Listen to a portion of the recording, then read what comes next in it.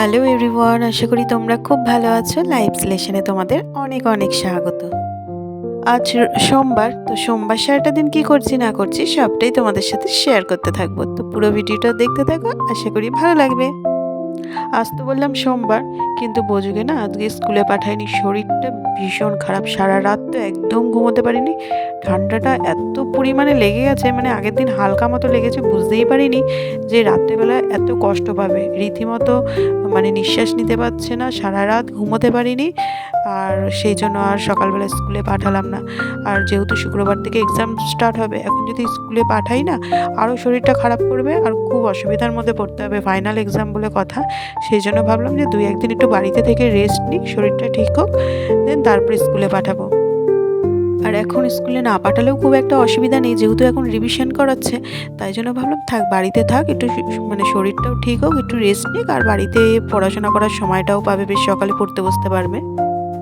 আর এদিকে দেখো, সংসারের কাজকর্ম তো শুরু করে দিয়েছি। একটু দেরি করেই ঘুম থেকে উঠেছে, যেহেতু বোঝো স্কুলে যায়নি, তাই জন্য। আর রাতে তো যেহেতু ওর ঘুম ঠিক মতন হয়নি, আর বাচ্চাদের ঠিক মতো ঘুম না হলে মায়েরও তো সেই সমস্যা, ঘুম কী করে ঘুমোই বলো। সে আমারও মোটামুটি ওই জেগে জেগেই কাটাতে হয়েছে। তো এই জন্য একটু দেরি করে ঘুম থেকে উঠেছি। তবে সংসারের কাজকর্ম, আশিবাসি কাজকর্ম বলো, সেই রান্নাবান্না সমস্ত কিছু তো কমপ্লিট করতে হবে সময়ের মধ্যে। তো কীভাবে কমপ্লিট করি সব চলো আজকে সেটাই তোমাদের সাথে শেয়ার করতে থাকবো। বেশ কিছুদিন আগে ঠান্ডা লেগেছিল, ভাবলাম যে শরীরটা ঠিক হয়ে গেছে, ভালো হয়েছে, পরীক্ষার সময় কোনো রকম অসুবিধা হবে না। ও মা, দেখছি কালকে থেকে আবার শরীরটা খারাপ করা শুরু করেছে। আর প্রতি বছর এই ফাইনাল এক্সামের সময় শরীর খারাপ করবেই, মানে ওয়েদারটা এমন হয়ে থাকে, কখনো ঠান্ডা কখনো গরম, এরকম হচ্ছে তো। আর ওই জন্য ঠান্ডা গরম লেগে যাচ্ছে। বেশ কয়েকদিন একটু মানে 2 দিন ধরে একটু গরম গরম লাগছিল, আবার ওরকম হওয়ার পর দেখছি আবার মানে 2 দিন ধরে যে বেশ হাওয়া দিচ্ছে আর ঠান্ডা ঠান্ডা লাগছে। এই যে ওয়েদারটা চেঞ্জ হচ্ছে, এর দরুনই শরীর খারাপ হচ্ছে। আর বোঝোতে একটুতেই ঠান্ডা লেগে যায়, আর কি বলবো বলো।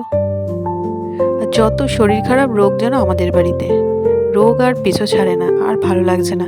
মানে এদিকে মনোজের শরীর খারাপ, ছেলেটা এরকম ভুগছে, মানে একটার পর একটা কিভাবে যে লেগে রয়েছে, মানে বিপদ যেন আর পিছু ছাড়ছে না, এরকম হচ্ছে। এক এক সময় এই শরীর খারাপ না নিয়ে না, মানে অধৈর্য হয়ে উঠছি, আর পেরে উঠছি না।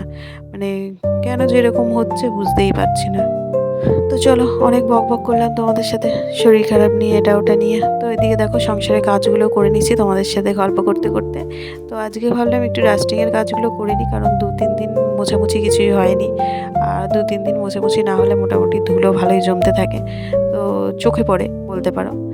আর ওই জন্য একটু মুছে নিচ্ছি সব জিনিসগুলো। তবে শীতকাল বলে মোটামুটি দরজা জানলাটা একটু বেশি বন্ধ থাকে। আর আমাদের না শীতকালে খুব একটা জানলা দরজা খোলা হয় না, জানো তো, প্রায় বলতে পারো বন্ধই থাকে। মানে মশার উৎপাতের জন্য এত বেশি মশা, মানে সব যদি খুলে রেখে দিই ঘরের মধ্যে টেকা মুশকিল হয়ে যাবে। আর মশার ওই উৎপাতের জন্য মানে দরজা জানলাটা খুব একটা খোলা হয় না। তাই জন্য মানে ধুলোর পরিমাণটা একটু কমই থাকে। তবে গরমকালে তো আর দরজা জানলা বন্ধ করে রাখা যায় না। ওই যখন এসি চালানো হয় সেই সময়টুকুনি বন্ধ, আর বাকি সময় তো খুলেই রাখতে হয়। তো তখন ব্যাস, ধুলো কাকে বলে, মোটামুটি প্রতিদিনই মুছতে হয়, মানে ভালোই ধুলো পড়ে সেই সময়। আর যেহেতু একটু রাস্তার পাশে বাড়ি, সেহেতু মানে ধুলোটা ভীষণ পরিমাণে পড়ে। আর তারপরে তো বাড়িতে দোকান আছে, দোকানের একটা ধুলো আছে, বাড়ির সাথেই দোকান আমাদের। সেই জন্য ধুলোর পরিমাণটা একটু বাড়িতে বেশি জমে যেন। সকালে সমস্ত কাজকর্ম মোটামুটি কমপ্লিট হয়েছে, মানে বাইরের কাজকর্ম। এবার রান্নাঘরে ঢুকলাম, ব্রেকফাস্ট রেডি করতে হবে। তো ওইদিকে আটাটা মেখে নিয়েছি। তো কী তরকারি করব আটা মাখতে মাখতে ভাবছি যে কী আজকে রুটির তরকারি করব। রান্না বান্না নিয়ে না ভীষণ চাপে পড়তে হয়, জানো তো। মানে সংসারের কাজকর্মগুলো নিয়ে কোনো চিন্তা নেই, ওগুলো তো কোনো রকম মানে চিন্তার বিষয় না আর কি, করে ফেললেই হয়ে গেল। কিন্তু যত চিন্তা এই রান্না বান্না আর খাওয়া দাওয়া নিয়ে, কী যে সকালে রান্না করব, কী যে দুপুরে রান্না করব, এটা নিয়ে হচ্ছে প্রচণ্ড মানে চিন্তার বিষয় হয়ে ওঠে। তা ভাবলাম অর্ধেক বাঁধাকপি রয়েছে, আগে একদিন করেছি, অর্ধেক বাঁধাকপি আর অর্ধেকটা রাখা রয়েছে। ভাবলাম বাঁধাকপিটা থাকলে পরে শুকনো শুকনো হয়ে যাবে, আর তখন একদম ভালো লাগবে না খেতে। তো তাই জন্য এই বাঁধাকপি বসিয়ে দিয়েছি। তো ওদিকে সকালের খাওয়া দাওয়া মানে বলতে পারো ব্রেকফাস্ট একদম কমপ্লিট হয়ে গেছে।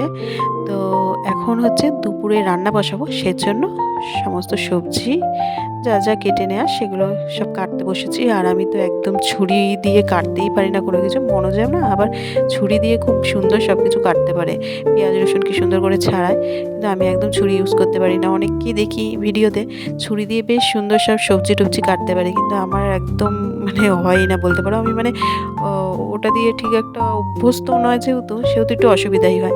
তাই জন্য আমার বটিতেই ঠিক আছে, বটি দিয়েই সব সবজি কাটাকুটি করি। তো এদিকে দেখো ডাঁটা আলু পোস্ত করে নিয়েছি।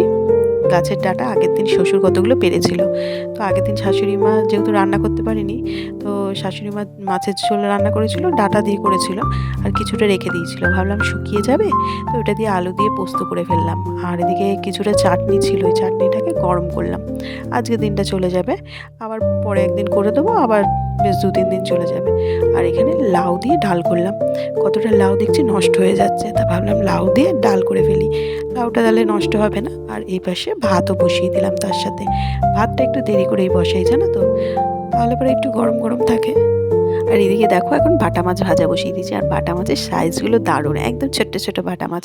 আর এই ছোটো ছোটো বাটা মাছ খেতে আমিও ভীষণ ভালোবাসি, আর মনোজও ভালোবাসি। বড় বাটা মাছ একদম ভালো লাগে না, ভীষণ কাঁটাগুলো মুখে বাঁধে আর শক্ত হয়ে যায়, তো আর খুব একটা স্বাদও লাগে না, যেন কেমন একটা ভাত ভাত খেতে লাগে। ছোটো ছোটো বাটা মাছগুলো দারুণ লাগে। তবে এই বাটা মাছগুলো না আমরা মানে কিনে আনিনি, এগুলো হচ্ছে পাশের এক দাদার পুকুর আছে, তো সে দিয়েছে, অনেক বাটা মাছ দিয়েছে, প্রায় বলতে পারে 3-4 দিন আমাদের খাওয়া হয়ে যাবে। তো আগের দিন ঝোল করেছিল শাশুড়ি মা, তো আজকে আমি একটু ঝাল করলাম বাটা মাছগুলো দিয়ে। দেখতে কিন্তু ইয়ামি হয়েছে, আর গন্ধটাও ভালো বেরোচ্ছে।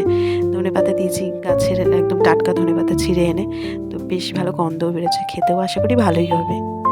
তো আজকে মোটামুটি অনেক কিছু রান্না হয়ে গেছে। ওদিকে ডাঁটা আলু পোস্ত করলাম, লাউ দিয়ে ডাল করলাম, আর আগের দিনের টমেটোর চাটনি ছিল, সেই টমেটোর চাটনিটাকে গরম করে রাখলাম, আর বাটা মাছের ঝাল করেছি। ব্যাস একদম সিম্পল খাবার, একদম ঠিকঠাক। তো চলো, ওদিকে রান্নাবান্না হয়ে গেছে, বাসনগুলো আগেই মেজে নিয়েছি। আর তোমরা তো জানোই যে আমার খুব একটা রান্নার পর বেশি বাসন মাঝে মানে বেরোয় না, কারণ আমি রান্না করতে করতে যা টুকিটাকি বেরোয় সেগুলো মেজে ফেলি। তো ওইদিকে এবার ওভেনটাকে ভালো করে মুছে নিচ্ছি। আর এদিকে লাঞ্চ কমপ্লিট হয়ে গেছে, কমপ্লিট করে এখন চলে আসলাম ওপরের ঘরে। তো বোতলগুলো আগে জল ভরে নিয়েছি, জল ভরে নিয়ে ওপরের ঘরে আসলাম। তো চলো এখন কুল খেতে খেতে ভিডিওটাকে শেষ করি। তো চলো আজকের মতন ভিডিওটা এখানেই শেষ করছি। যদি ভালো লেগে থাকে অবশ্যই লাইক, শেয়ার আর সাবস্ক্রাইব করে দিও। আর ভিডিওটা কেমন লাগলো অবশ্যই একটা কমেন্ট করে জানিও। তোমাদের কমেন্ট পড়তে আমার ভীষণ ভীষণ ভীষণ ভালো লাগে। তো চলো আবারও ফিরে আসছি নতুন কোনো ব্লগের সঙ্গে। ততক্ষণের জন্য টাটা, বাই বাই।